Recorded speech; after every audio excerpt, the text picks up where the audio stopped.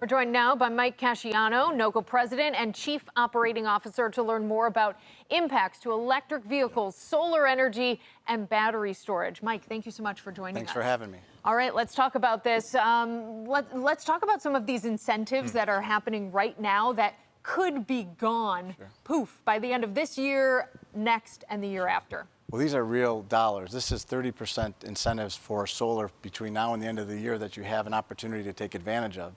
So on an average home of a $25,000, $20,000 solar project, you're talking about real money of incentives. And if you're looking to lower your energy bills and kind of take yourself off the grid, this is a way to do it. And to take advantage of this tax incentive between now and the end of the year, that's our advice for our customers. There is not a tremendous individual impact across the United States on taxpayers, but businesses, however, especially energy businesses like NOCO, could really see an impact. How does NOCO approach this, and what do you think some of the big impacts could be on this local business? Well, for us, what we're doing is we're staffing up and having our customer service department be ready for more calls, our service and sales department be ready for more calls for our customers. The time is ticking. You only have 6 months to take advantage of these incentives, so we want to be there for our customers, give them the chance to save money and energy. Can you go through some of these incentives for us? Sure. I know there's an EV charger incentive, there's solar incentives. Sure. Go ahead. Sure. So if you are going to buy an EV car, an electric car, you're only going to have to the end of September to actually get the $7,500 new car credit and $4,000 used car credit. Well, most likely, if you have those electric cars, you're going to want to have an EV charger in your home. That incentive, that $1,000 on a $2,500 charger, is going to go away at the end of the year. So we're encouraging our customers, call us now and we'll take care of you between now and December. What are some of the other things that this bill could impact NOCO relative to energy exploration? You have a desire, this Tonawanda-based company, for 90 years, right, Mike? 92. 92 years, excuse me. I don't want to shortchange you at all. You're right. Yeah. 92 years. You guys are looking to go 50-50. That is 50 renewable and 50 traditional energy. That is a big goal, Mike. How does this bill impact that? Dave, our purpose as a company is to save our customers energy, which saves them money. And we want to do that with an environmentally friendly way. So this bill kind of makes some of that a little bit more difficult for us with the timing, but we're committed to our customers. We've been in business for 92 years, and we're serving all of the energy needs of Western New York, and we're ready. New York State has a goal, 70% renewable electricity by the end of 2030.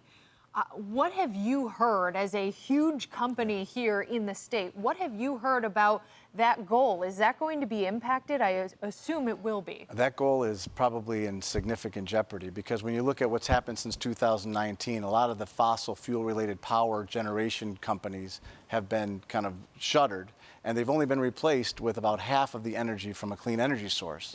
So you know what happens when the supply goes down and the demand goes up, the price goes up. And that's what our customers and everybody's seeing in their utility bills. What do you say, Mike, to people who may be out there, who may be either Republican supporters or Donald Trump supporters or not, who think, hey, listen, this wind energy thing and clean energy thing was great when we tried it, but it's just too expensive. The returns aren't there. There's so many variables.